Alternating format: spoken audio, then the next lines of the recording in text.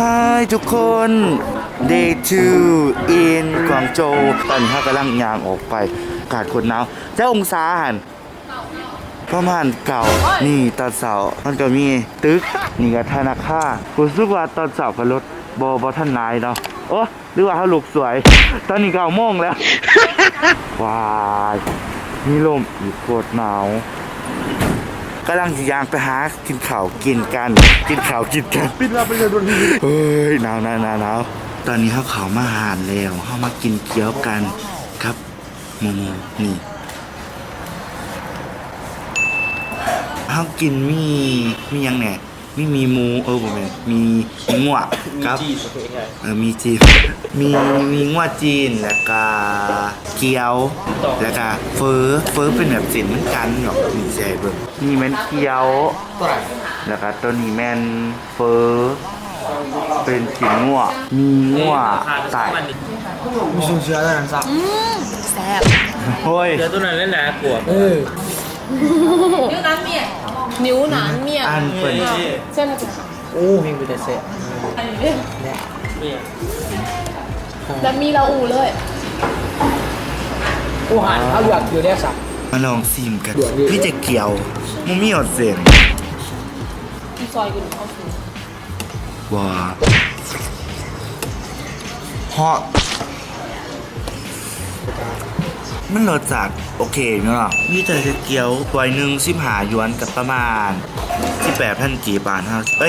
19ตัวหนึ่ง20,000ตัวหนึ่ง20,000 บาทครับโอเคขอไปกินก่อนเลยบ๊ายบายคุณซื้อมา12 หยวนคิดเยอะคือซื้อมาหรอเป็นไรเงินหวานไม่หวานเขาเบิ้ลหลังคาโอ้ยเมื่อแล้วคุณนี่เบิ้ลค่ะนี่เบิ้ลเลิศอันที่มากินโมเป็นบอแซ่ตอนนี้กำลังทยอยซื้อหนามแล้วกำลังสิออกไปงานตอนเช้าบ่มีแหลก10 โมงเลยได้นี่นั่นคือหาดก็เฮากินเกี๊ยวกินลาวช่างหาด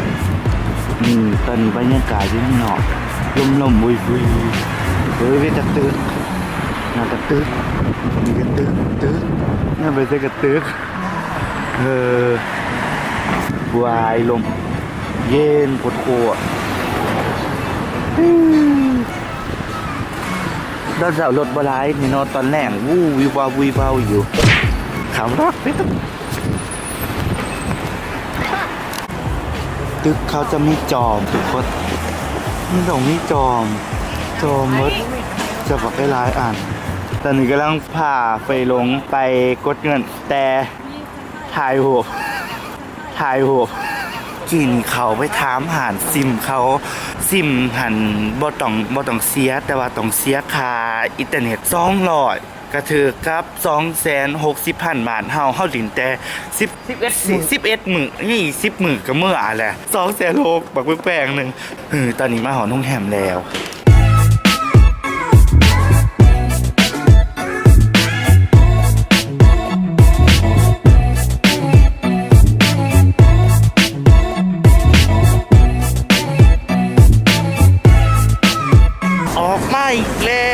ตอนนี้เขาสวีทกันเลยดิกินยากว่ามันหอม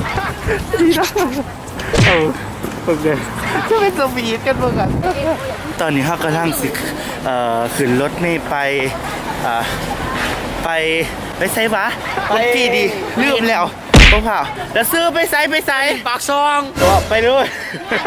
ตอนอยู่ปากซองแล้วตอนนี้กำลังสิไปเทียนเหอ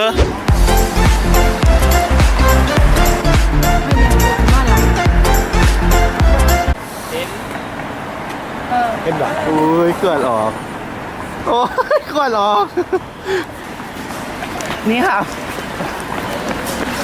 พี่ไอ้这个多少钱啊一个多少钱一串5块钱吗哎没给了不看完味最好的干的有缘是吗是不像好吃的2个10块是个鲜的 OK 好的拜拜拜看味最好啊ไปซื้ออันนี้ใส่ชุดซื้อในเมืองจีนเลยบอกแท้เฮ้ยตอนนี้เราอยู่ทาง到了各头后车开门请注意 ส ，Please เต stop ชัน in ไว 天 ตอ 寿路。 รี่ถ้ามาหอนในเมืองเลยโอ้ลมโคตรพัดเลยพัดมาทางนี่ว้าว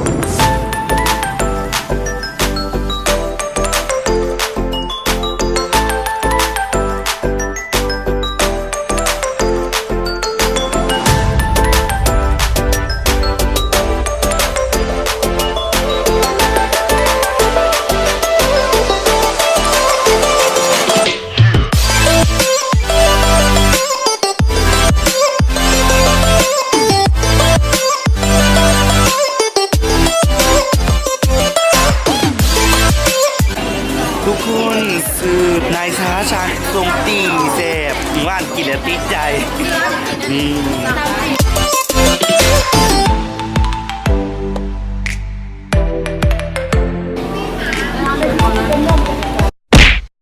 ป๊อบมาหางไม้แล้วเจอแมวแมวแมวแมว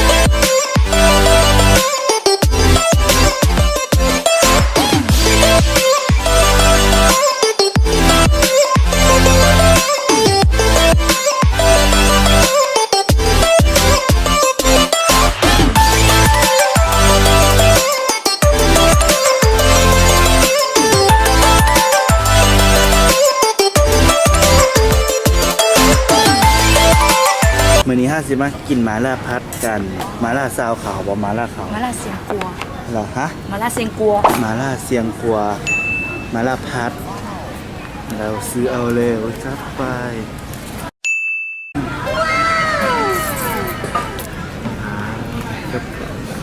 มีแต่ตอนหันตีใช่ป่ะมีตอนมีแต่ตอน กินได้ว่าสุดกระเด็ดเท่าไหร่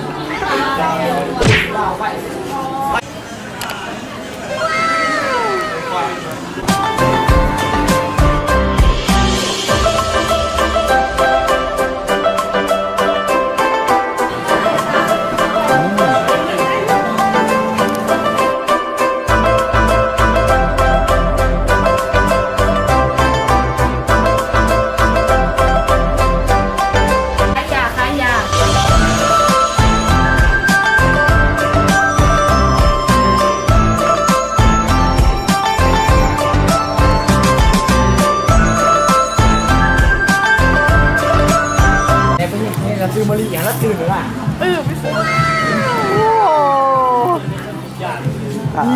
ไปไม่ต้องนี่เป็นซื้อ เจออีกแล้ว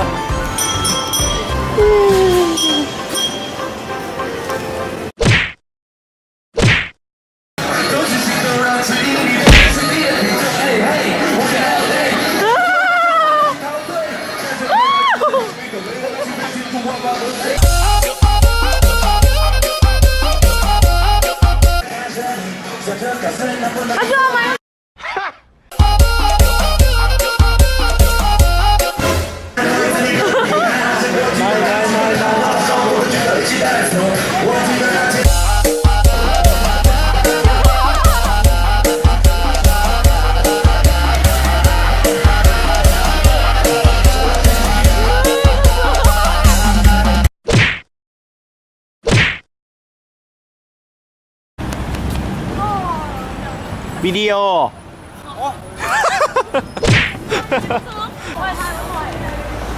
โอ้ตึก อุ้ยเบาเข้าถ่ายเบาเข้าปล่อยเบา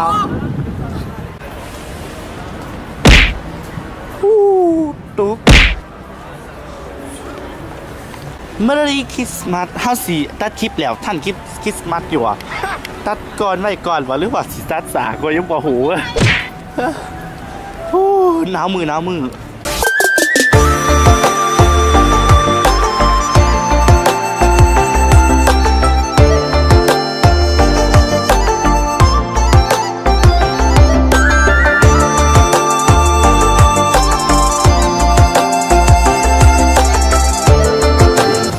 ช่วงนี้ยามหนาวขายแต่เสื้อหนาวซึ่งเฮามีแหละมือแดงเลยอยู่นอกโคตรเย็นเข้ามาห่างไม่อีกอยู่นี่อุ่น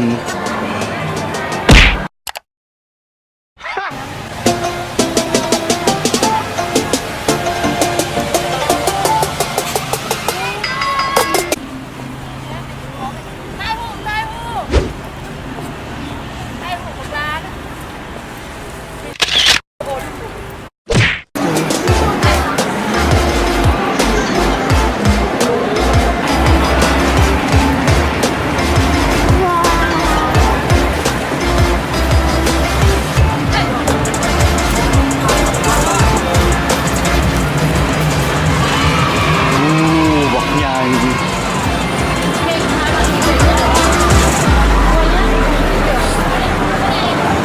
เฮาสิเข้าเฮือนผีสิงกัน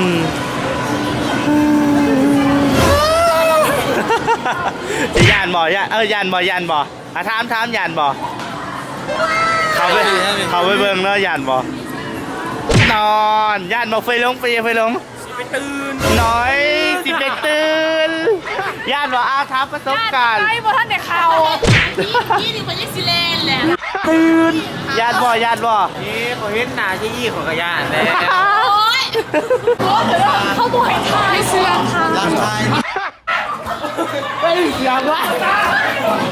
ดี๋ยวพี่ไม่รู้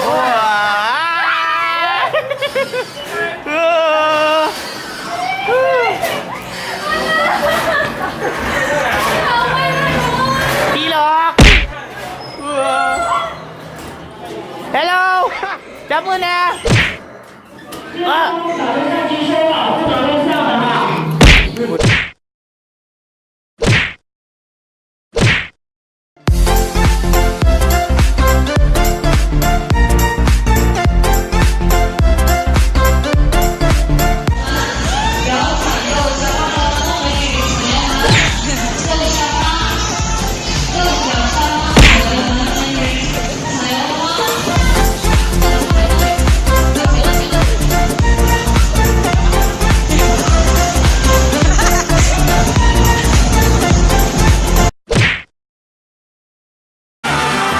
ขี่รถสิ่งเมื่อกี้นี่3 นาทีขี่ไปตำแป๊กบัดดึงวัดขี่ยัง3 นาทีแต่กระมวลอยู่ตำกันฮะมวนอยู่เลยตำกัน